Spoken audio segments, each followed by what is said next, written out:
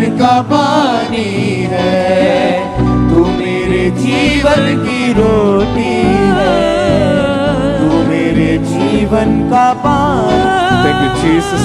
Thank you, Jesus. Thank you, Jesus. Thank you, Jesus. Thank you, Jesus. Thank you, Jesus. Welcome, Holy Spirit. पवित्र आत्मा का स्वागत करते हैं. Thank you, Jesus. Thank you, Jesus. उस प्रभु भोज को अपने माथे से लगाएं.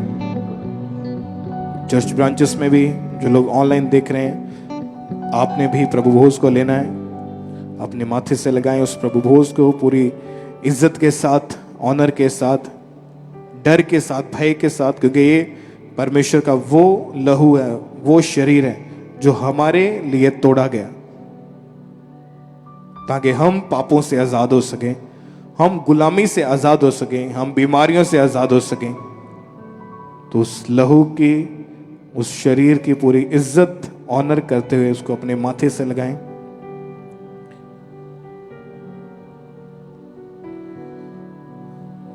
मैं आपके लिए एक वचन को पढ़ूंगा. अपनी आंखों को आपने बंद रखना है और उस प्रभु भोज को अपने माथे से लगाना है.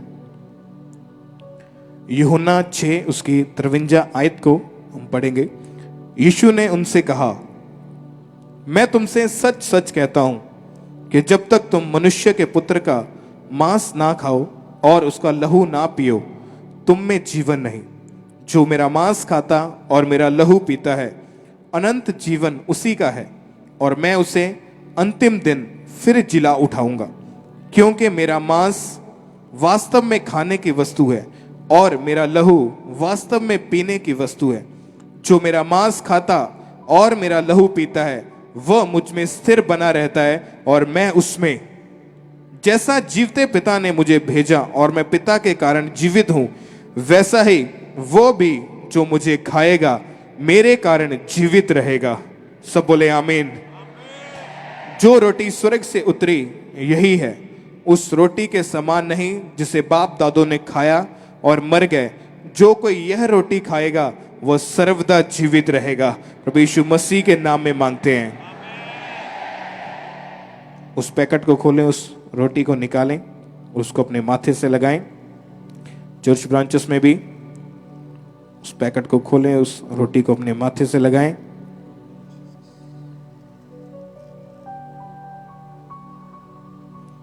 कहें, परमेश्वर, मैंने आपके वचन में पढ़ा कि जो कोई आपके शरीर को खाता है, आपके लहू को पीता है, उसमें जीवन बना रहता है. परमेश्वर, ये रोटी जो आपकी देह है, मैं इसे लेता हूं क्योंकि आपने मेरे पापों के कारण कोड़े खाए, अपने शरीर को छलनी छलनी किया.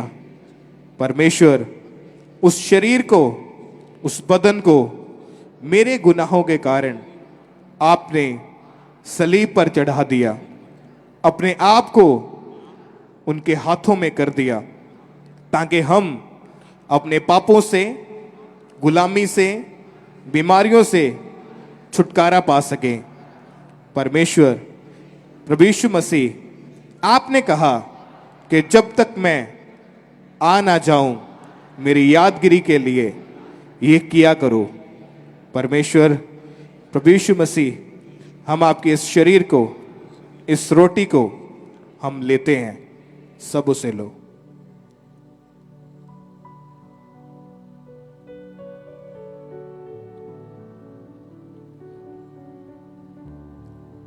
उस बोतल को खोलो.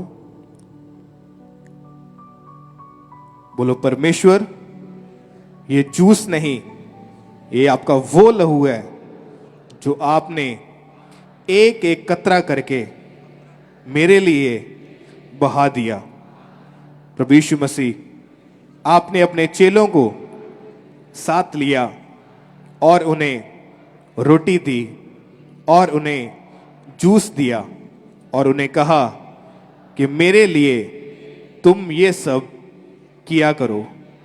परमेश्वर, प्रभु यीशु मसीह, आपका वो लहू जो मेरे पापों के लिए उस सलीब के ऊपर आपने बहा दिया, उस लहू को मैं याद करता हूं और अपने पाप अपने गुनाह आज से छोड़ देता हूँ। जो कुछ भी मैं पाप गुनाह कर चुका हूँ उनसे माफ़ी मांगता हूँ, दोबारा ना करने का वायदा करता हूँ, क्योंकि इस लहू में जीवन है। आपने वचन में कहा, जो कोई इस बदन को और इस लहू को लेगा उसमें अनंत जीवन बना रहेगा। सब उस जूस को लो।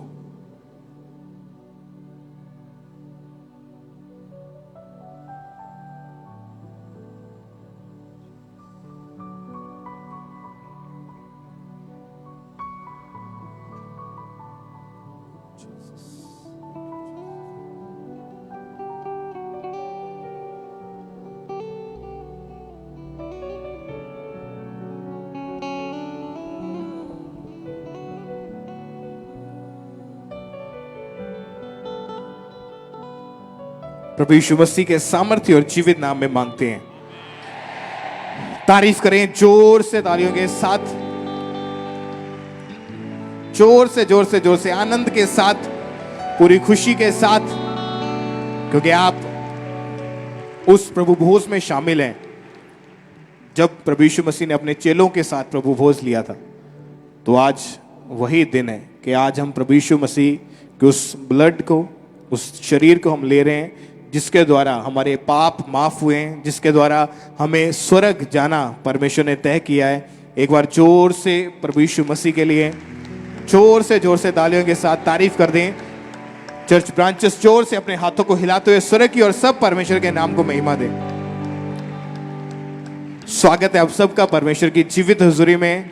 आज आप जब वचन को ग्रहण करें, हमारा विश्वास है कि आज के वचन के बाद आपकी लाइफ चेंज हो प्रभु यीशु मसीह के नाम में।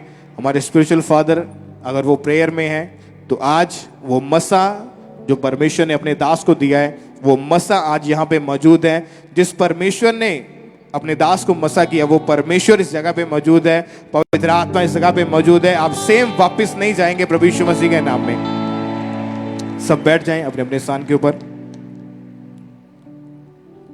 चर्च ब्रांचेस में भी सब बैठ जाएं, अपनी आंखों को बंद करें, अपनी बाइबल को अपने हाथों में लें। सब ओवरफ्लो सेक्शन में, मेन हॉल, चर्च ब्रांचेस में सब बैठ जाएं, अपनी आंखों को बंद करें, अपने आप को तैयार करें आज के वचन को ग्रहण करने के लिए, क्योंकि बाइबल में लिखा वो अपना वचन भेज के हमें आजाद करता है, अपना वचन भेज के हमें छुड़ाता है। तो आज का वचन हमारा विश्वास है कि आपको छुड़ाएगा हर तरह के शैतान के जंगलों से, शैतान की चालों से, पाप से, बुराई से। अपने हाथों में अपनी बाइबल को उठाओ सब।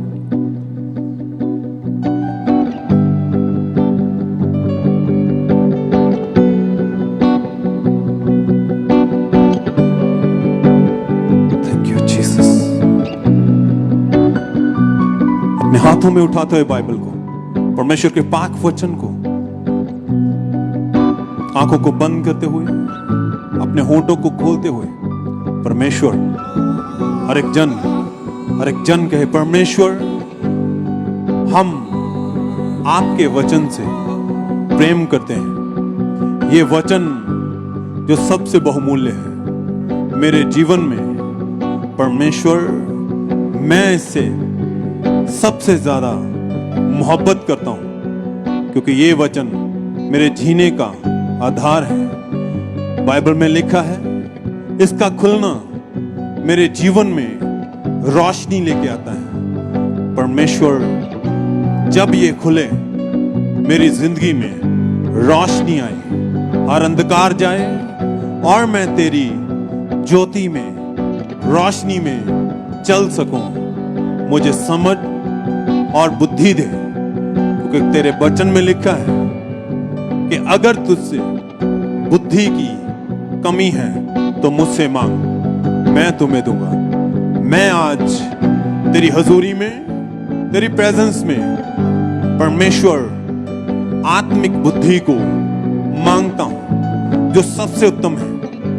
वचन कहता है कि जो तुझसे डरते हैं, बुद्धि परमेश्वर उनके जीवनों में आती है। यहोवा का डर ही बुद्धि की शुरुआत है। परमेश्वर, मैं डर के साथ, भय के साथ तेरी हजूरी में बैठते हुए तेरे नाम को महिमा देता हूं और बुद्धि चाहता हूं कि तेरा वचन मेरी जिंदगी में सदा बना रहे। प्रार्थना प्रभु यीशु के सामर्थी नाम से मांगते हैं, आमीन, हालेलुया।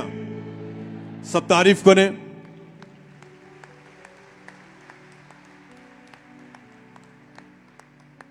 क्योंकि ये वो हजूरी है जो आपके जीवनों को बदल देती है। आप जब उसकी हजूरी में उसके वचन को पढ़ते हैं विश्वास के साथ, तो खुदा आपकी जिंदगी को बदल के रख देता है। हालेलुया। कितने जन विश्वास करते हैं? क्योंकि बाइबल कहती है आप आए नहीं बल्कि लाए गए हैं। एक दूसरे से कहें कि तू अपने पास में जो बैठा उसे कहे कि तू आया नहीं बल्कि लाया गया है, क्योंकि परमेश्वर तुझसे प्रेम करता है। ये अनुग्रह है उसका। खुदा तुझे आशीषित फलदार देखना चाहता है। वो तुझे फल देगा और वो फल तेरे जीवन में सदा बना रहेगा। कब? जब तू परमेश्वर की हजूरी में बना रहेगा और उसके वचन में बना रहेगा। हालेलुया, आमीन। चलिए परमेश्वर के वचन में चलते हैं। उत्पत्ति की किताब उसकी 1 और 2 आयत को मैं पढ़ूंगा आपके लिए। 34 उसकी 1 और 2, उत्पत्ति 34 उसकी 1 और 2 को। एक दिन लिया की बेटी दीना जो याकूब से उत्पन्न हुई थी, उस देश की लड़कियों से भेंट करने को निकली। तब उस देश के प्रधान हित्वी हमोर के पुत्र शकेम ने उसे देखा और उसे ले जाकर उसके साथ कुकर्म करके उसको भ्रष्ट कर डाला। हम परमेश्वर के वचन में पढ़ते हैं कि याकूब और लिया की एक बेटी थी दीना, जिसके विषय में परमेश्वर का वचन कहता है। जब हम पढ़ते हैं खुदा के वचन में, तो याकूब अपने परिवार के समेत उस कनान के देश से शकेम नगर को पहुंचा और बाहर, देश के बाहर उसने भूमि को देखा, उसे मोल लिया और वहां पर उसने अपने तंबू लगाए। वचन कहता है कि एक दिन उसकी बेटी अपने घर से निकली और उस देश की लड़कियों को मिलने के लिए गई। और जब वो उस नगर में, उस देश में पहुंची, तो वहां के प्रधान के बेटे ने उसे देखा और उसने अगवा किया और उसके साथ कुकर्म कर डाला। अगर हम परमेश्वर के वचन को पढ़ते हैं, अगर यहां पर देखा जाए कि दीना के साथ क्या हुआ, ये बहुत बुरा था उसके लिए। उसके साथ जो हुआ ये बहुत बुरा था। परमेश्वर के लोगों के साथ ऐसा होना बहुत बुरी बात थी, पर क्यों हुआ? वचन में हम जब देखते हैं इसे, याकूब और लिया की जो बेटी थी, याकूब परमेश्वर का जन था, उसका परिवार घराना खुदा से प्रेम करने वाला उसका विश्वासी जन था वो। पर उसकी बेटी ने जो खुद ब खुद एक डिसीजन लिया, जो उसके जीवन में बहुत बड़ी मुसीबत और आफत को लेके आया, उसका कारण था वो विश्वासी थे, पर जिन लोगों को मिलने के लिए वो गई, वो लोग परमेश्वर को नहीं जानते थे, अविश्वासी लोग थे। जबकि खुदा का वचन उसे अलाउ नहीं करता था। ये उसके लिए जरूरी नहीं था कि वो उन लोगों के बीच में जाए, उनकी बेटियों को मिले। खुदा नहीं चाहता था। अविश्वासी लोगों के बीच में जब वो गई, तो वहां के अविश्वासी लोगों ने, उस देश के प्रधान के बेटे ने उसे अगवा किया और उसके साथ को कर्म कर डाला। परमेश्वर नहीं चाहता था कि वो ऐसा करे, पर उसने ऐसा किया क्योंकि उसकी खुद की मन की इच्छा थी, ये उसकी खुद की चॉइस थी। ये उसने परमेश्वर के वचन को नहीं समझा, उसे अपने जीवन में अहमियत नहीं दी। और वो एक दिन घर से निकली। जब उसने वचन से बाहर गई, घर से गई, उसने गलत चुनाव किया अपने जीवन में, तो उस गलत चुनाव के कारण उसकी जिंदगी में क्या हुआ? बोलो, क्या हुआ उसके साथ? फिर प्रॉब्लम हुई उसके साथ, उसको भ्रष्ट कर दिया गया, उसके साथ को कर्म कर डाला, उसके साथ पाप किया गया उन लोगों के द्वारा। क्योंकि अगर परमेश्वर के वचन में चलें, हम देखते हैं यकूब और लिया की बेटी दीना की ये गलती थी। खुदा नहीं चाहता था, उसने ये गलत किया कि उन भ्रष्ट लोगों के बीच में गए जो खुदा को नहीं जानते थे। अगर वो विश्वासी होते, जहां खुदा का डर रखने वाले होते, तो शायद उसकी जीवन में ये सब ना होता। ये उसके जीवन में बहुत बड़ी गलती हुई, बहुत गलत हुआ उसके साथ, पर उसकी जिम्मेवार वो खुद थी, क्योंकि परमेश्वर हमें अलाउ नहीं करता कि हम ऐसे लोगों के बीच में जाएं जो खुदा को नहीं जानते, जो परमेश्वर का डर नहीं रखते। जब हम अपनी जीवन में गलत डिसीजन लेते हैं, गलत चुनाव करते हैं, वो परमेश्वर के वचन के अनुसार नहीं होता है। जो हम खुद अपनी इच्छा से करते हैं, वहां पर हम देखते हैं कि जीवनों में प्रॉब्लम और मुसीबतें आती हैं। ऐसा ही कुछ हुआ उसके साथ। क्या जरूरत थी उसे परमेश्वर के वचन से बाहर जाने की? अपनी मन की इच्छा को पूरा करने के लिए। वो उसके दिल में था कि मैं जाके उन लोगों को मिलूं, पर उसका यही चुनाव उसकी जिंदगी में क्या लेके आया? बड़ी मुसीबत को। गलत हुआ उसके साथ, उसे भ्रष्ट कर डाला गया। क्योंकि खुदा के वचन में लिखा है, खुदा के वचन को जब हम पढ़ते हैं, दूसरा कुरिन्थियों 6 उसकी 14 और 15, अविश्वासियों के साथ असमान जुए में ना जुतो, क्योंकि धार्मिकता और अधर्म का क्या मेल जोल है? यूं ज्योति और अंधकार की क्या संगति है? क्या कहता है परमेश्वर का वचन? ज्योति और अंधकार एक साथ नहीं रह सकते। ज्योति और अंधकार की आपस में क्या संगति है? अधर्म और धर्म का मेलजोल क्या है? वो विश्वासी थे, क्या जरूरत थी उसे उन लोगों के बीच में जाने की जो खुदा को नहीं जानते थे? उसने लिया डिसीजन, पर उस डिसीजन का खामियाजा उसे भुगतना पड़ा। उसका रिजल्ट आया उसकी जिंदगी में कि उसे अगवा किया गया और उसके साथ को कर्म हुआ, उसे भ्रष्ट कर डाला गया। पर परमेश्वर हमें अलाउ नहीं करता ये सब। परमेश्वर नहीं चाहता कि हम वचन से बाहर जाएं। अगर वो अपने घर में परमेश्वर के वचन में रहती, तो क्या ये सब उसके साथ होता? कभी भी नहीं। ऐसा कभी नहीं होता उसके साथ अगर वो परमेश्वर के वचन में रहती। खुदा हमें साफ साफ मना करता है कि इन लोगों से दूर रहे। अधर्म और धर्म का क्या मेलजोल है? अंधकार और ज्योति का आपस में क्या संगति है? 15 में अगर हम पढ़ें, और मसीह का बलियाल के साथ क्या लगाव, या विश्वासी के साथ अविश्वासी का क्या नाता है? शैतान और परमेश्वर का क्या मेल है? बलियाल, जहां पर परमेश्वर खड़ा होता है, शैतान की तो हिम्मत नहीं है वहां पर खड़े होने की। अविश्वासी और विश्वासी का मेल अगर है, तो जैसे दीना की जिंदगी में हुआ, ऐसा ही आज लोगों के जीवनों में भी है।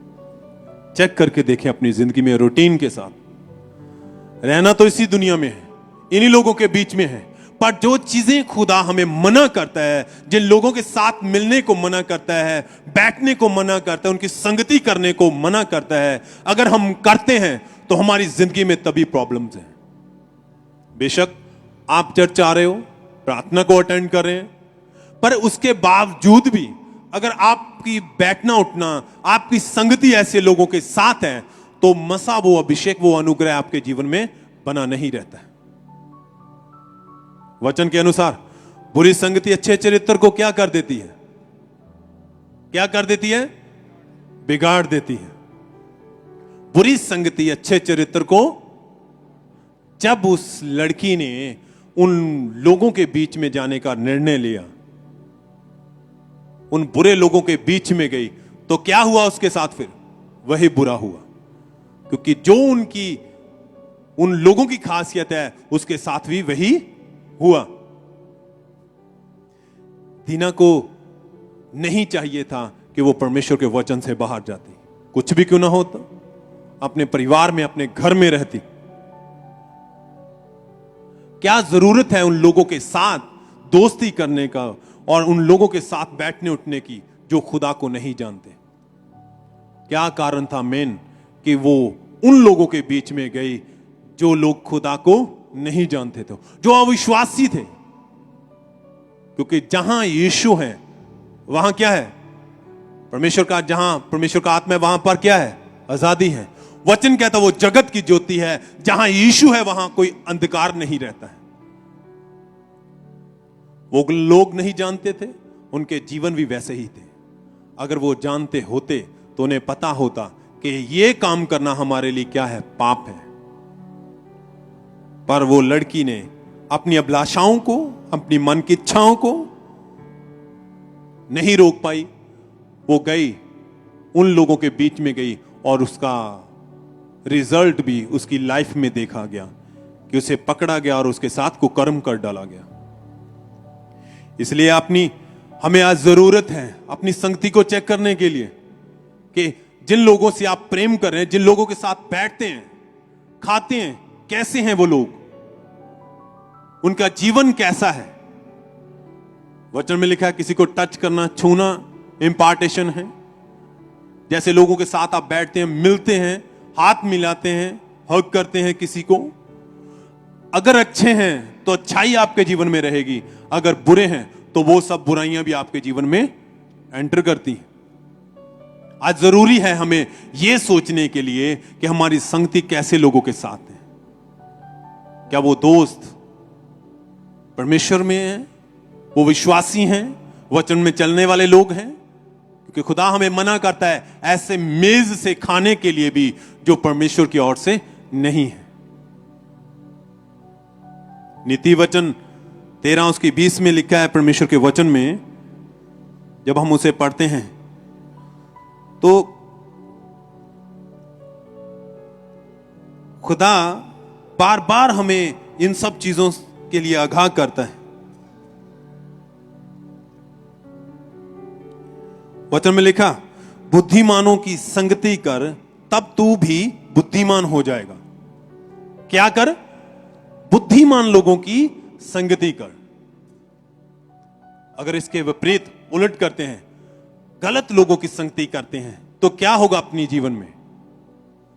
वही होगा जो दीना के साथ हुआ। इसलिए खुदा का वचन कहता है नीति वचन 13 की 20 में कि बुद्धिमानों की संगति कर तब तू भी बुद्धिमान हो जाएगा, परंतु मूर्खों का साथी नष्ट हो जाएगा।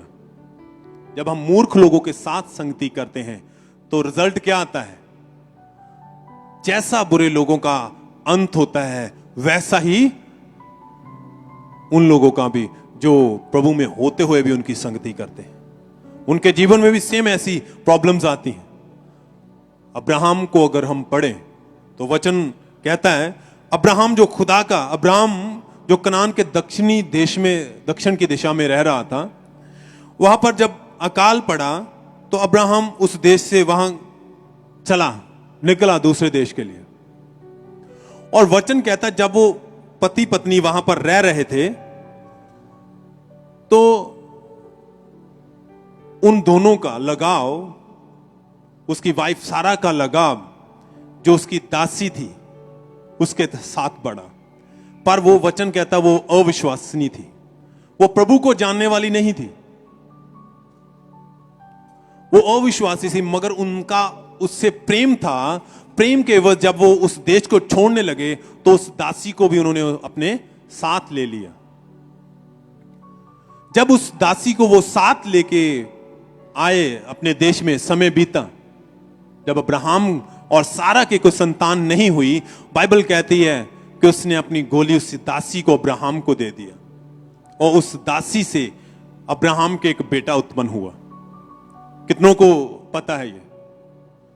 उस दासी के द्वारा अब्राहम के एक बेटा उत्पन्न हुआ, और एक समय आया जब अब्राहम और सारा से एक बेटा उत्पन्न हुआ। वचन कहता है दासी से उत्पन्न हुए बेटे ने ही उसके अपने बेटे को तंग करना शुरू कर दिया। क्या यह परमेश्वर की ओर से था? क्या खुदा चाहता था कि अब्राहम की संतान उसकी गोली से हो, उसकी दासी के द्वारा हो? नहीं, वचन कहता है ये उनका खुद का डिसीजन था, उनका खुद का लिया हुआ ये डिसीजन था जो उनकी जिंदगी में बड़ी प्रॉब्लम को लेके आया। उनके खुद के बेटे को उस दासी के बेटे ने परेशान करना शुरू किया। इसी तरह आज है हमारी जिंदगी में कुछ चीजों में जो डिसीजन हम खुद अपने आप से लेते हैं, वो डिसीजन हमें बहुत बार बहुत बड़ी बड़ी प्रॉब्लम में लेके जाता है। उसे वो अब्राहम को वो खमियाजा भुगतना पड़ा, उसके बेटे को, और उसके परिवार में अनबन रही, उसे तंग किया गया उसी के द्वारा। कब हुआ? जब उनका खुद का लिया हो डिसीजन उनके सामने था। ये सब प्रमाण उनके गलत लिए हुए डिसीजन के कारण थे। आज भी ऐसा ही है हमारी जिंदगियों में। कई बार हम बीमारियों में हैं, परेशानियों में हैं, दुखों में हैं। उनका कारण क्या है? प्रभु में होते हुए भी उनका कारण यही है कि प्रभु में चलते चलते भी हम कई बार ऐसे डिसीजन, ऐसे निर्णय लेते हैं अपनी लाइफ में जो हमारी जिंदगी में बहुत बड़ी बड़ी प्रॉब्लम क्रिएट करता है। कई बार हम देखते हैं संसार में कि मैं तो परमेश्वर के साथ वफादारी के साथ चल रहा हूं, पर यार ये जो पास में ये जन है, इसकी जिंदगी में नशा भी है, पाप भी है, पर उन्नति और तरक्की कर रहा है। ये वचन कहता है समय के साथ जो दिख रहा है, जब अंत होगा तो फर्क भी नजर आएगा, क्योंकि अंत में आपका और उसके बीच में जो रिजल्ट होगा वो फर्क होगा। आशीष शैतान भी देता है, ब्लेसिंग्स शैतान भी देता है। यीशु मसीह को नहीं कह रहा है वो उसके सामने खड़ा होकर, मुझे झुककर सलाम कर, ये सारा कुछ तुझे मैं दे दूंगा। तो सोचिए, जो सर्वशक्तिमान परमेश्वर के साथ ये बातचीत कर सकता है, वो आम इंसान को क्या नहीं दे सकता है। आप देखते हैं ये सब भी लोगों के जीवनों में, देखते हैं उनकी लाइफ में लगातार इन सबको, कि लोग पाप में भी हैं तो आशीषें, आपको संसार की चीजें, संसार का धन दौलत, नाशवान चीजों को देख के कई बार हम अनुमान लगाते हैं कि ये ब्लेस है। नहीं, जब अंत होगा तो फर्क नजर आएगा। सेम सांप और रेशम का कीड़ा, उनका अगर आप उनके जीवन को स्टार्टअप शुरुआत देखें तो आपको सेम एक सा लगेगा। सांप भी कुछ समय के बाद अपनी बॉडी से केचली उतारता है कि नहीं उतारता है, और सेम रेशम का कीड़ा भी उतारता है। वो भी एक केवे में रहता है, उसके इर्द गिर्द पूरी तरह से वो कवर बन जाता है, और उसमें वो घुट घुट कर भी रहता है, तकलीफ भी होती है, उसे परेशानी भी होती है। सांप जब भी उसे उतारता है, जब वो उसकी बॉडी पे होती है तो उसकी स्पीड कम हो जाती है, वो अपनी रफ्तार से काम नहीं कर पाता है। पर जब वो सांप उसे उतार देता है तो फिर अंदर से क्या निकलता है? वो फिर सांप का सांप। ना तो उसकी आदत बदलती है, ना उसके जीवन में कोई बदलाव आता है, वो सेम ही रहता है।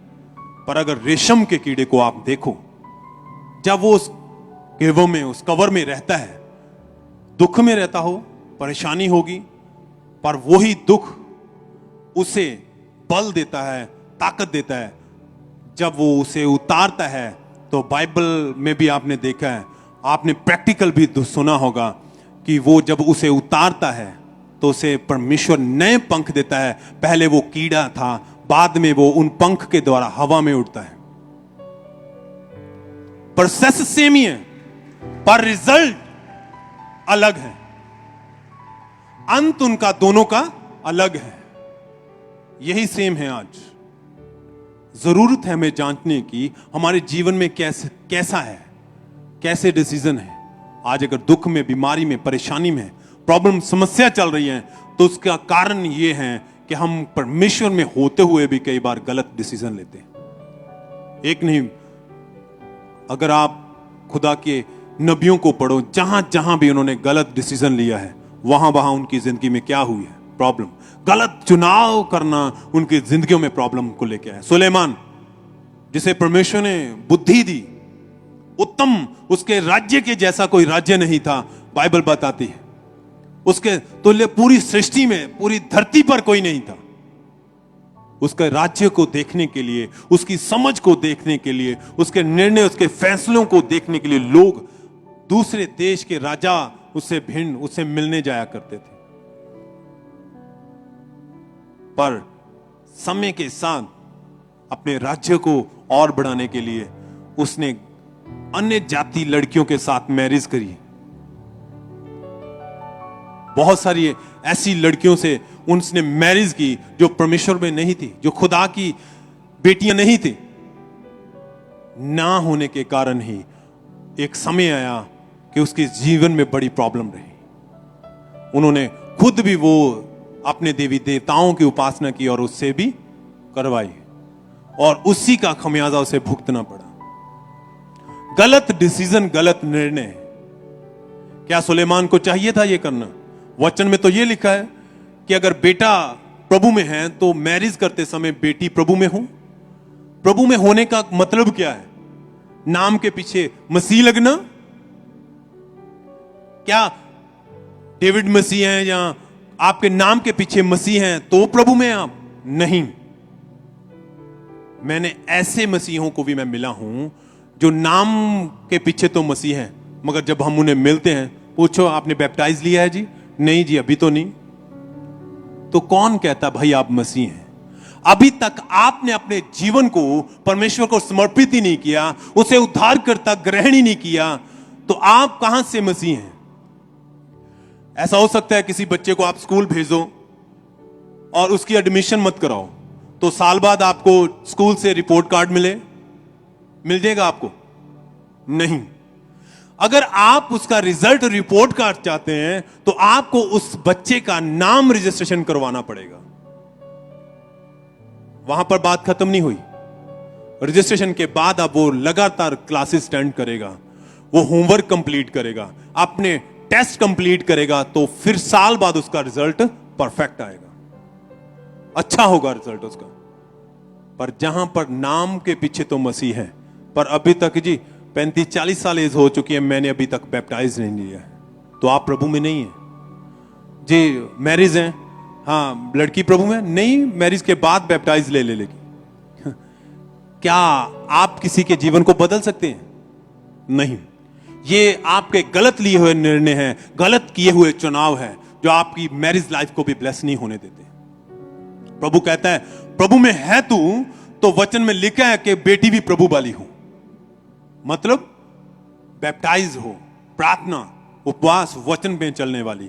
अगर बेटी प्रभु में है तो बेटा प्रभु में हो, तभी वो मैरिज आशीषित होगी और ब्लेस होगी। नहीं तो हम बहुत बार देखते हैं ऐसे लोगों को, बेटे बेटी को मिलो, बहुत अच्छे हैं दोनों, अच्छे संस्कार, अच्छे पढ़े लिखे हैं, समझ बहुत अच्छी है, घर का काम करते हैं, बेटा बाहर अच्छा जॉब कर रहा है, पर आपस में उनमें कोई अच्छा तालमेल नहीं है। छोटी छोटी बातों पर कुड़कुड़ाना, समझ नहीं पाते वो एक दूसरे को। क्यों? क्योंकि गलत चुनाव है कहीं ना कहीं। आप किसी के जीवन को नहीं बदल सकते। अगर इंसान में वो ताकत होती तो वो स्वर्ग छोड़ के जमीन पर कभी ना आता, वो अपने आप को हमारे लिए कभी कुर्बान ना करता।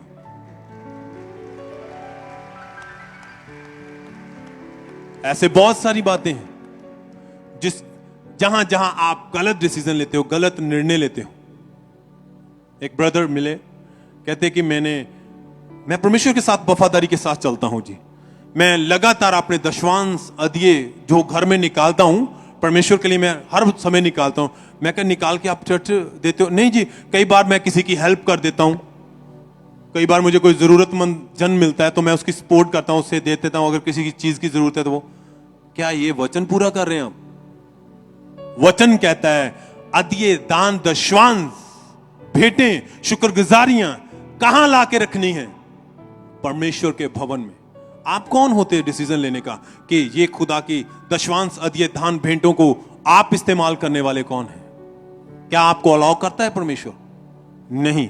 फिर आप बोलते हैं बिजनेस डाउन जा रहा है। जी करता हूं, मैं दशवांश भी निकालता हूं, ये भी कर रहा हूं, पर मैं लाइफ में डाउन जा रहा हूं। जी ब्लेसिंग्स नहीं आ रही है, क्योंकि आप अपनी मन की इच्छा को कर रहे हैं, परमेश्वर के वचन को पूरा नहीं कर रहे हैं। बहुत सारी ऐसी चीजें, बहुत सारी ऐसी बातें हैं जो आप लोग रूटीन के साथ अपने जीवन में जांचने की जरूरत है। वो छोटी छोटी बातें, आपके गलत लिए गए डिसीजन आपकी जिंदगी में बड़ी बड़ी मुसीबतें और आफतों को खड़ा कर देते हैं। हालेलुया। खुदा कहता है आपके जीवन में, परमेश्वर चाहता है आपके जीवन में कि आप सदा खुदा के साथ वफादार रहो। नीति वचन उसकी 15 को, तो हे मेरे पुत्र तू अपने संग मार्ग में ना चलना, हे मेरे पुत्र तू उनके संग मार्ग में ना चलना, वरन उनकी डगर में पांव भी ना रखना। किनके साथ? जो खुदा के लोग नहीं हैं, जो परमेश्वर को नहीं जानते, ऐसे जन जो परमेश्वर से दूर हैं, उनके संग मत चल, उनके डगर में पांव भी मत रखना। उनके शहर, उनके घर में भी परमेश्वर हमें अलाउ नहीं करता है। पर जब आप ऐसा करते हैं तो क्या होता फिर आपकी लाइफ में? प्रॉब्लम। खुदा नहीं चाहता कि आप अपने जीवन में इन सब चीजों को लें। खुदा आपको आशीषित और ब्लेस देखना चाहता है। खुदा चाहता है आप आशीषित रहें और ब्लेस रहें। तभी परमेश्वर आपके जीवन को बदलेगा, तभी खुदा आपकी लाइफ को बदलेगा। कितनों को समझ में आ रहा है? हमारे लिए गए डिसीजन, हमारा गलत लिए गए निर्णय ही हमारे जीवन में मुसीबत और प्रॉब्लम को खड़ा करते हैं। उसका खामियाजा हम देख रहे हैं, याकूब और लिया। याकूब वो जन था, परमेश्वर ने कभी भी उसे अपने जीवन में हारने नहीं दिया। चाहे उसकी मेहनत की, वो कमाई लेने के लिए अपने मामा के पास क्यों नहीं बैठा, खुदा वही करता रहा। जैसी जैसी उसकी ब्लेसिंग्स थी, जैसे जैसे उसके मामा ने उसकी तनख्वाह को चेंज किया, खुदा ने उसके जीवन में वैसा ही किया। ऐसा आशीषित जन जिसे खुदा ने इतना ब्लेस किया, जबरदस्त ऑसम आशीषें थी उसके पास, पर उसकी बेटी ने गलत डिसीजन लिया और उसके जीवन में क्या हुआ? प्रॉब्लम। ऐसे लोगों के साथ बैठना जो प्रभु में नहीं है, वो आपको ना तो समझेंगे ना आपको आदर देंगे। आपके साथ कुछ भी कभी भी घट सकता है अगर आप ऐसे लोगों के साथ हैं। तो अगर परमेश्वर ऐसे लोगों के साथ है जो खुदा की ओर से है, तो आप सदा सेफ रहेंगे। परमेश्वर आपको संभालेगा, खुदा आपको लज्जित नहीं होने देगा, आप कभी शर्मिंदा नहीं होंगे। खुदा आपको आशीषित करेगा और आपके जीवन सदा ब्लेस रहेंगे। हालेलुया। कितनों को समझ में आ रहा है? आंखों को बंद करें, फिर हाथों को उठाएं इसी तरह, जितने ऑनलाइन हैं, ब्रांचेस में मौजूद हैं। विनती करें, प्रार्थना करें इस वचन के अनुसार कि खुदावन मुझे वो ताकत दे, मैं तेरे वचन के अनुसार सही निर्णय ले सकूं, मैं तेरे वचन की अगुवाई में चल सकूं। क्योंकि मैं जानता हूं तेरे वचन से बाहर लिए गए निर्णय, वो फैसले जैसे लिया की जिंदगी में प्रॉब्लम को लेके आए, अब्राहम की जिंदगी में भी प्रॉब्लम को लेके आए। खुदावन मैं आज समझ चुका हूं कि अगर हम तेरे वचन में रहते हैं तो तेरी दया, तेरा अनुग्रह हमेशा हमारे जीवन में रहता है। तेरे वचन का टूटना मेरी जिंदगी में आफतों और मुसीबतों को लेके आता है। मैं तेरे द्वारा, तेरी समझ के द्वारा चल सकूं, तेरे वचन में बना रहूं, तेरे द्वारा लिए गए डिसीजनों पे चल सकूं। खुदावन जैसा तेरा वचन चाहता है वैसा ही मैं आज प्रार्थना करता हूं, मुझे वो समझ और बुद्धि दे कि मैं तेरे द्वारा दिए गए मार्गों पर चल सकूं। ऐसे लोग मेरे जीवन में हो जो तेरी ओर से हो परमेश्वर, ऐसे सब लोग जो तेरी ओर से नहीं मेरे जीवन में, मैं आज प्रार्थना करता हूं वो मेरी लाइफ से डिस्कनेक्ट हो जाए। मेरा उठना बैठना खुदावन अच्छे लोगों के साथ, विश्वासियों के साथ, परमेश्वर तेरे लोगों के साथ हो। मैं आज तेरे साथ वायदा करता हूं, मैं ऐसे गलत लोगों की संगति से दूर रहूं, गलत लोगों के साथ ना बैठूं। परमेश्वर तेरे मार्गों पर, तेरे लोगों के साथ मेरी समझ हो। जैसे वचन कहता है बुद्धिमानों के साथ संगति करना और तू भी बुद्धिमान हो जाएगा। खुदावंद आज से मेरी संगति बुद्धिमान लोगों के साथ हो, मेरे इर्द गिर्द चारों ओर परमेश्वर समझदार बुद्धिमान लोग हों जो तेरी ओर से ठहराए हुए हैं। मैं तेरे मार्गों पर चल सकूं, मुझे समझ और बुद्धि दे खुदावंद। मैं आज समझ चुका हूं कि मेरे खुद के लिए गए डिसीजन, निर्णय मेरे जीवन में जो वचन से बाहर है, बीमारियों, आफतों, प्रॉब्लम, समस्याओं को लेके आते हैं, पर तेरे दिए गए डिसीजन आशीषों को लेके आते हैं, ब्लेसिंग्स को लेके आते हैं। जो लोग तुझ में बने रहते हैं वो कभी लज्जित नहीं होते, कभी शर्मिंदा नहीं होते हैं खुदावंदा। मैं सदा तेरे वचन में बना रहूं। मांगे मांगे सब जन।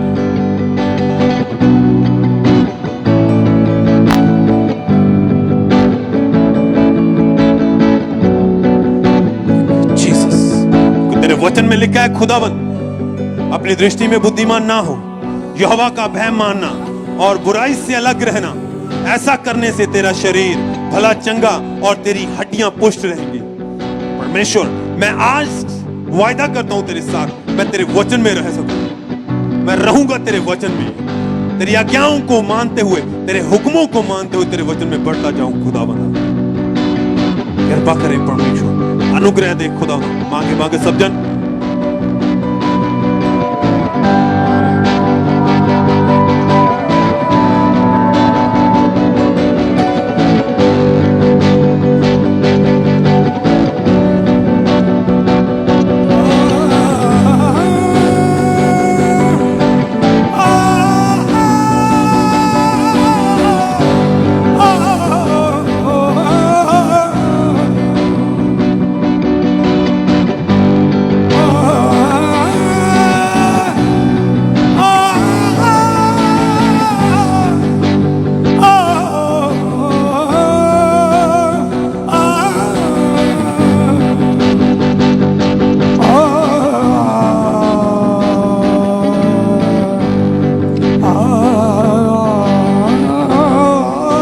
मसीह के सामर्थी नाम में मांगते हैं। तारीफ करें सब परमेश्वर के नाम को महिमा दे। हालेलुया। आपने वचन को सुना के गलत डिसीजन जो हम लेते हैं उसका रिजल्ट जो आता है वो आने वाली पीढ़ियों को भी उस रिजल्ट में, उन प्रॉब्लम्स में, उन मुसीबतों में, उन मुश्किलों में रहना पड़ता है। हालेलुया। कब डिसीजन गलत लिया जाता है? जब हम लोग अपनी समझ का सहारा लेते हैं, जब हम अपनी बुद्धि का सहारा लेते हैं कि हम अपनी तरफ से कोई डिसीजन लेते हैं। नीति वचन 3 उसकी 5 आयत में लिखा है कि तू अपनी समझ का सहारा ना लेना वरन संपूर्ण मन से यहोवा पर भरोसा रखना। 3 उसकी 5 में लिखा है कि तू अपनी समझ का सहारा ना लेना वरन संपूर्ण मन से यहोवा पर भरोसा रखना। परमेश्वर क्या कहता है कि तू अपनी बुद्धि का सहारा ना लेना, कि तू ये मत सोचना कि जो मैं डिसीजन ले रहा हूं कि वो परफेक्ट है। जब तक हम परमेश्वर से मर्जी को पूछ के डिसीजन नहीं लेते 90% चांसेस होते हैं कि वो हमारे डिसीजन गलत होते हैं। अगर बाइबल में हम पढ़े तो अब्राहम ने जो डिसीजन लिया वो उसने अपनी समझ से लिया। जब उसकी अपनी पत्नी से, सारा से उसके बच्चा उत्पन्न नहीं हो रहा था तो उसने अपनी दासी, अपनी नौकरानी से एक बेटे को लिया। ये परमेश्वर की ओर से नहीं था, ये परमेश्वर की विल नहीं थी कि अगर परमेश्वर अब्राहम और सारा को बेबी नहीं दे रहा, उनके बेबी नहीं हो रहा, वो बूढ़े हो चुके हैं, तो इसका मतलब ये नहीं कि अब्राहम अब किसी और औरत से कोई बेबी ले ले, किसी और औरत से या अपनी दासी से वो बच्चा ले ले।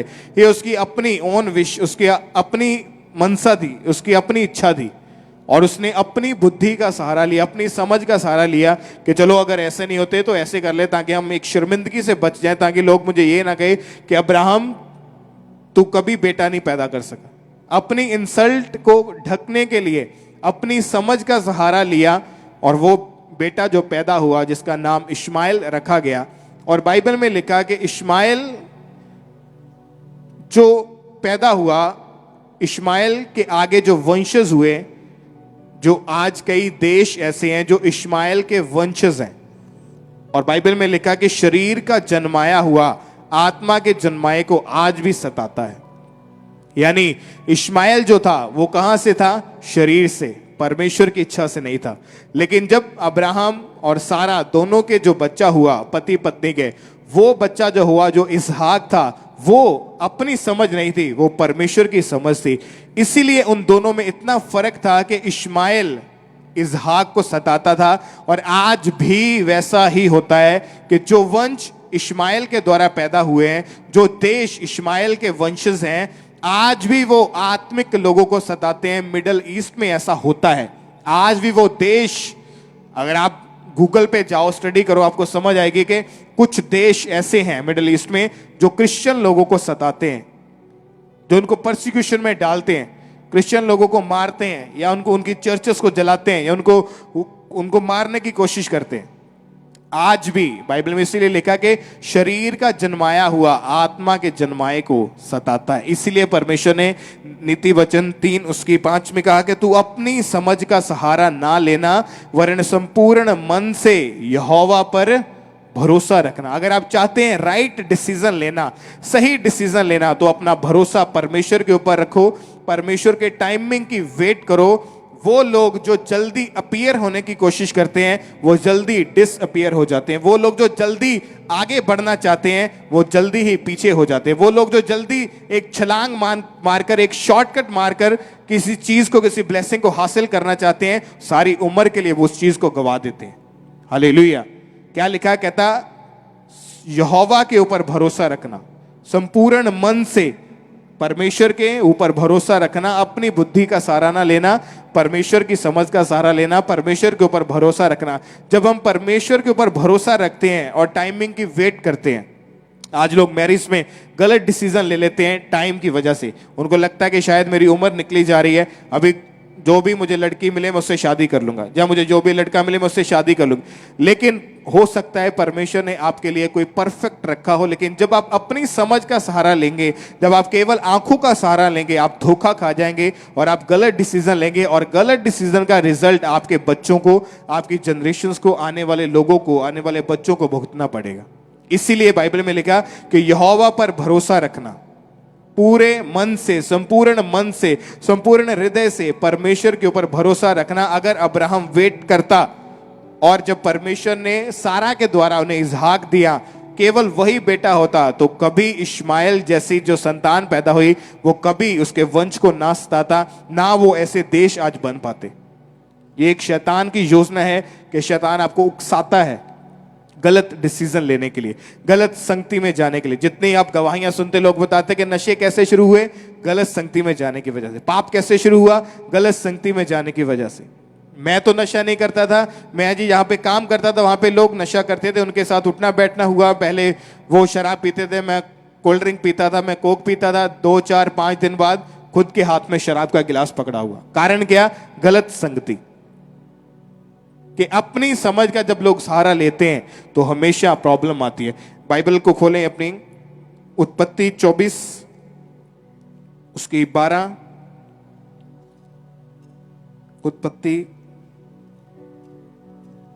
उत्पत्ति की किताब 24 अध्याय उसकी 12 आयत में लिखा है कि वो कहने लगा, हे मेरे स्वामी अब्राहम के परमेश्वर यहोवा। कौन कहने लगा? जो अब्राहम का दास था, वो परमेश्वर से कह रहा है कि हे मेरे स्वामी अब्राहम के परमेश्वर यहोवा, आज मेरे कार्य को सिद्ध कर और मेरे स्वामी अब्राहम पर करुणा कर। देख, मैं जल के इस सोते के पास खड़ा हूं और नगरवासियों की बेटियां जल भरने के लिए निकली आती हैं। इसलिए ऐसा होने दे कि जिस कन्या से मैं कहूं अपना घड़ा मेरी ओर झुका कि मैं पीऊं, और वो कहे ले पी ले, पीछे मैं तेरे ऊंटों को भी पिलाऊंगी, यह वही हो जिसे तूने अपने दास इसहाक के लिए ठहराया हो। इसी रीति मैं जान लूंगा कि तूने मेरे स्वामी पर करुणा की है। आमीन, हालेलुया। लिखा, अब्राहम ने अपने एक सेवक को भेजा कि जा मेरे बेटे इसहाक के लिए उसकी पत्नी को ढूंढ। जब वो गया तो उसने क्या कहा? उसने प्रेयर की, उसने परमेश्वर के आगे अपनी समझ का सहारा नहीं लिया कि कोई बात नहीं, अगर मुझे कोई भी लड़की मिली तो मुझसे बात करूंगा, उसको कन्विंस करूंगा कि वो इसहाक के साथ मैरिज कर रहे। लिखा, उसने प्रेयर की कि हे मेरे स्वामी अब्राहम के परमेश्वर, 12 आयत में, कि परमेश्वर यहोवा, आज मेरे कार्य को सिद्ध कर और मेरे स्वामी अब्राहम पर करुणा कर। यानी उसने अपनी समझ का सहारा नहीं लिया, उसने परमेश्वर पर भरोसा रखा, परमेश्वर के आगे दुहाई दी कि परमेश्वर तू मेरा हल कर, मैं जा रहा हूं। लिखा जब वो गया, जब वो बैठा था एक कुएं के पास, तो जो लड़कियां आ रही थी, जो कन्याएं आ रही थी, उसने कहा कि जो मुझे पानी पिलाएगी अपने घड़े के द्वारा और मेरे ऊंटों को भी पानी पिलाएगी। 10 ऊंट वो अपने साथ लेके गया था। आप इमेजिन करें, अगर एक ऊंट को पानी पिलाना, वो मिनिमम कम से कम 100 लीटर पानी पीता है, उसको 1000 लीटर पानी पिलाना था। उन ऊंटों को 1000 लीटर पानी पिलाना था। किस तरह से? घड़ों से। वहां पे कोई सबमर्सिबल नहीं था, कोई मोटर नहीं लगी थी कि बटन ऑन किया और पानी पिला दिया 1000 लीटर। लिखा जब वो रिबिका, वो लड़की उसके पास आई, तो उसने कहा कि मुझे पानी पिला। उसने घड़े से पानी पिलाया, उसने पिया, और उस लड़की ने खुद कहा कि मैं तेरे ऊंटों को भी पानी पिलाऊंगी। उसने सारे ऊंटों को पानी पिलाया और उस दास ने परमेश्वर के ऊपर भरोसा रखा, और इस तरह से करके उसने अपने स्वामी अब्राहम से जो वो पूरी करने के लिए इच्छा उसकी आया था, उसको परमेश्वर ने सिद्ध किया। क्यों किया? क्योंकि उसने अपनी समझ का, अपनी बुद्धि का सहारा नहीं लिया, वरन यहोवा पर भरोसा रखा, और यहोवा ने उसके काम को सफल किया। नीति वचन 3 उसकी 5 में लिखा कि अपनी समझ का सहारा ना लेना, वरन संपूर्ण मन से यहोवा पर भरोसा रखना, उसी को स्मरण करके सब काम करना, तब वह तेरे लिए सीधा मार्ग निकालेगा। बोलो आमीन, हालेलुया। लिखा उसने वेट किया, उसने परमेश्वर की इच्छा को पूछा, अपनी समझ का सहारा नहीं लिया, इसीलिए वो इस काम में सफल हुआ। आज कहां गलती होती है, कहां मिस्टेक होती है? जब हम अपनी तरफ से अपनी समझ का सहारा लेते हैं कि हाँ मुझे इस फील्ड में जाना चाहिए।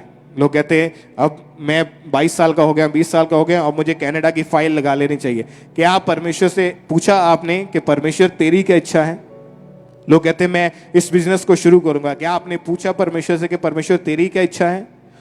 हो सकता है आपने आपके मन में है कि मैं कनाडा जाऊं, मैं वहां पे जाके सेटल हो जाऊं, मैं अमेरिका इंग्लैंड जाके सेटल हो जाऊं। हो सकता है परमेश्वर उससे भी 10 गुना ज्यादा आपको बढ़ाकर इंडिया में अपना बिजनेस देने वाला हो। हम परमेश्वर से, जो परमेश्वर हमें देना चाहता है वो 100% है, लेकिन हम अपनी समझ का सहारा लेके उसको केवल 5% कर देते हैं। जो ब्लेसिंग हमारी लाइफ में 100% होनी चाहिए, उसको हम अपनी समझ के द्वारा उसको कम कर देते हैं।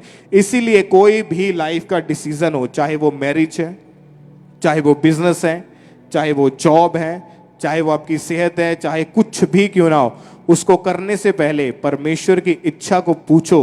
जब परमेश्वर आपको गाइड करे, परमेश्वर आपको बताए कि तुम्हें किस रास्ते पे चलना चाहिए, जब आप परमेश्वर के उस बताए हुए रास्ते के ऊपर चलना शुरू करेंगे, आपके लिए परमेश्वर सीधा मार्ग निकालेगा और आप उस स्थान के ऊपर पहुंच जाएंगे जो परमेश्वर ने आपके लिए रखा है। उस पार्टनर के पास आप पहुंच जाएंगे जो परमेश्वर ने आपके लिए ठहरा है। उस ब्लेसिंग, उस जॉब, उस बिजनेस के ऊपर परमेश्वर आपको ले जाएगा जिसको परमेश्वर ने आपके लिए बनाया है।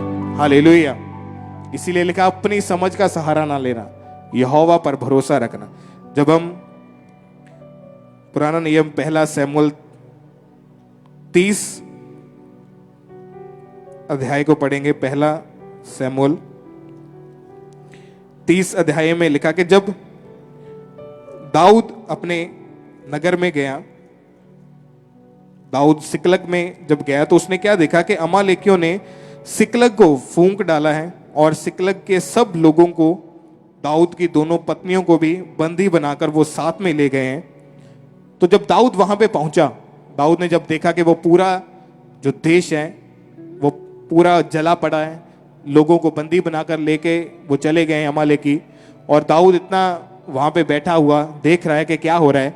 तब दाऊद ने ये नहीं कहा कि, उसने ये नहीं सोचा कि मुझे अभी गुस्सा आ रहा है और मैं अपने घोड़ों को, अपने सैनिकों को साथ लूंगा और मैं जाऊंगा और जिसने मेरे देश के ऊपर ये अटैक किया है, मेरी पत्नी को, मेरे लोगों को बंदी बनाया, मैं उसको मार दूंगा। लिखा दाऊद ने 30 उसकी 8 आयत में लिखा कि दाऊद ने यहोवा से पूछा, क्या मैं इस दल का पीछा करूं? क्या उसको जा पकड़ूंगा?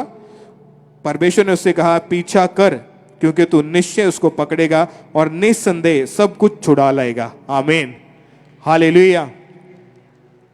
वो टाइम ऐसा था कि दाऊद अकेला रह चुका था वहां पे, सब कुछ वहां पे खत्म हो गया था।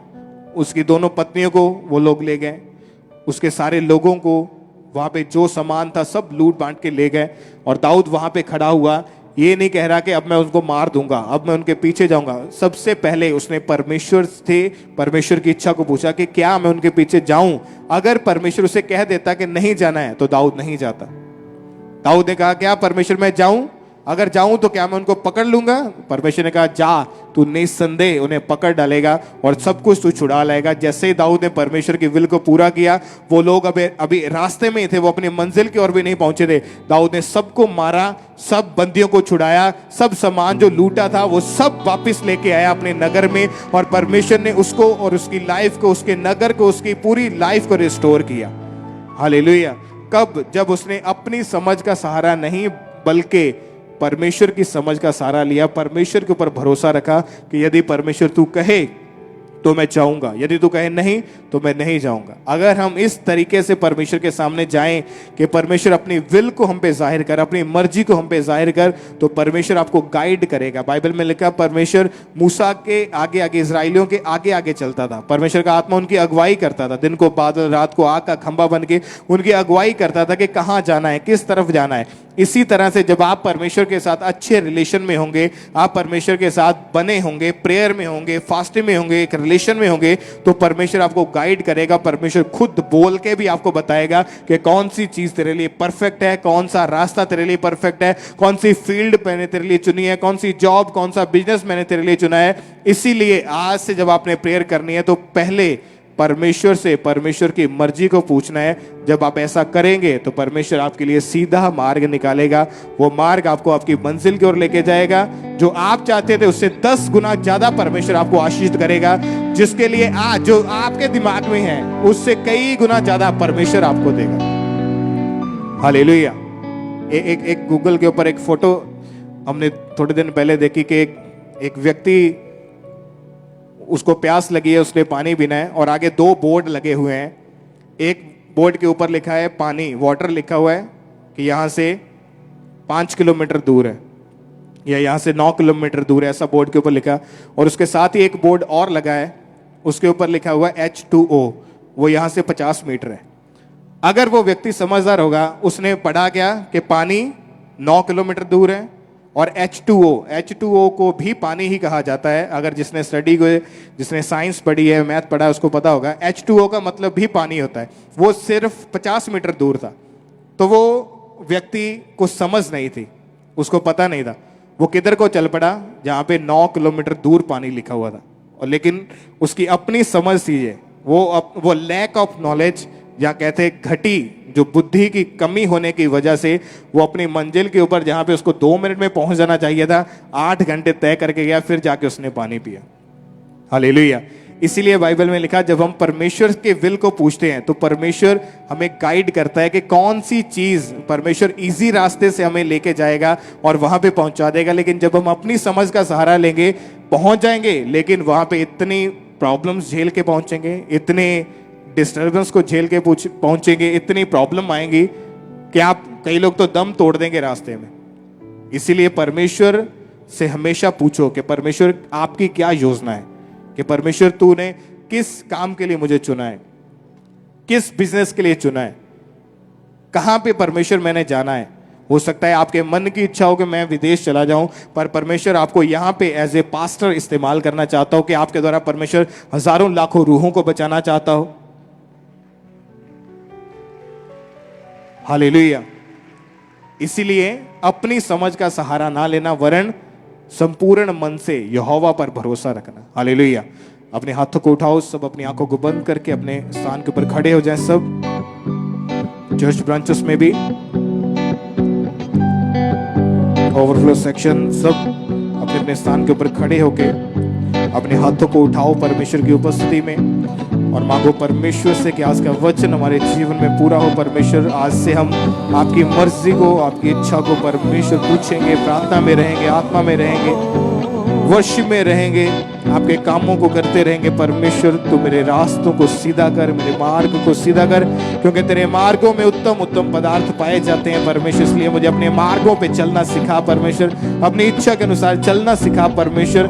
मैं अपनी नहीं बल्कि तेरी इच्छा के अनुसार चलूं। जहां तू मुझे लेके जाना चाहता है मैं वहां पे जाऊं, जहां तू मुझे भेजना चाहता है मैं वहां पे जाऊं। परमेश्वर, मैं अपने हाथों को उठा के अपनी आंखों को बंद करके प्रार्थना करता हूँ और आपसे आपकी विल को मांगता हूँ कि परमेश्वर आज मुझ पे जाहिर कर, मेरी कॉलिंग को, मेरी बुलाहट को मुझ पे जाहिर कर।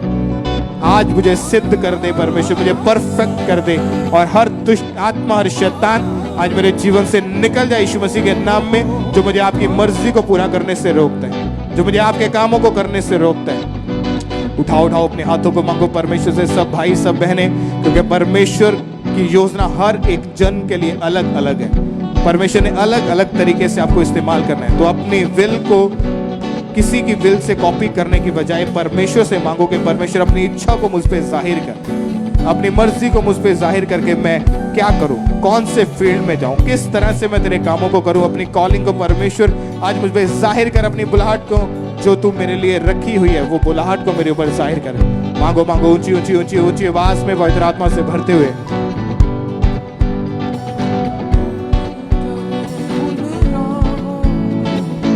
मांगो मांगो परमेश्वर से उसकी विल को, उसकी इच्छा को, कि परमेश्वर ऐसा अनुग्रह हमें दे कि हम आपकी मर्जी को समझ सके, आपकी आवाज को सुन पाए। परमेश्वर आपकी आवाज को सुन पाए। परमेश्वर हमारे आत्मिक कानों को खोल दे,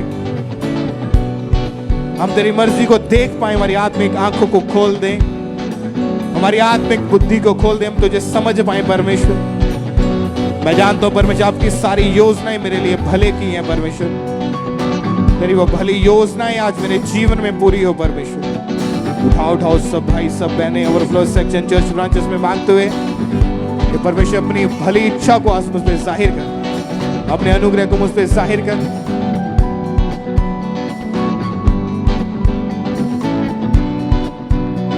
दुनिया सलाम करती है, हैरत की बात है। दुनिया सलाम करती है, हैरत की बात है। दुनिया सलाम करती है, हैरत की बात है। दुनिया सलाम करती है, हैरत की बात है। मैं कुछ नहीं हूँ, सब तेरी रहमत की बात है। जीते हैं आज शान से, रहमत मसीह की है। जीते हैं आज शान से, रहमत मसीह की है। वो दिल में तेरे दीवानों के सूरत मसीह की है। दिल में तेरे दीवानों के सूरत मसीह की है। मैं कुछ नहीं हूँ, ये तो करम आपका ही है।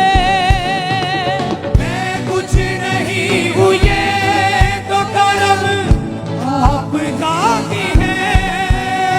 इज्जत मसीह ने दी है, ये इज्जत मसीह ने दी है। ये दौलत मसीह की है।